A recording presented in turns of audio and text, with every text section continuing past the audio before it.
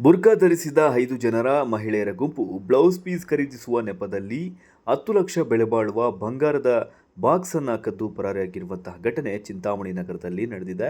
ನಗರದ ಜೋಳಿ ರಸ್ತೆಯಲ್ಲಿರುವಂತಹ ಸೌಂದರ್ಯ jeweller come ಜವಳಿ ಅಂಗಡಿಯಲ್ಲಿ ಬ್ಲೌಸ್ ಪೀಸ್ ಖರೀದಿಸುವ ಸೋಗಿನಲ್ಲಿ ಆಗಮಿಸಿದ 5 ಜನ ಮಹಿಳೆಯರ ಗುಂಪು ಮಾಲೀಕನ ಕಣ್ತಪ್ಪಿಸಿ ಸರಿಸುಮಾರು 10 ಲಕ್ಷ ರು ಬೆಲೆ ಬಾಳುವ ಆಭರಣದ ಬಾಕ್ಸ್ ಅನ್ನು ಕದ್ದು ಎಸ್ಕೇಪ್ ಆಗಿದ್ದಾರೆ. ಸದ್ಯ ಮಾಲೀಕ ಈಗಾಗಲೇ ಪೊಲೀಸ್ ಠಾಣೆಯಲ್ಲಿ ದೂರು ನೀಡಿದ್ದು, ಅದರಂತೆ ಸ್ಥಳಕ್ಕೆ ಬೆರಳಚ್ಚು ತಂಡ ಹಾಗೂ ಶ್ವಾನ ದಳದೊಂದಿಗೆ ಪರಿಶೀಲನೆಯನ್ನು ನಡೆಸಿ ಪ್ರಕರಣವನ್ನು ದಾಖಲಿಸಿಕೊಂಡು ಆರೋಪಿಗಳಿಗಾಗಿ ಬಲೆ ಬೀಸಿದ್ದಾರೆ.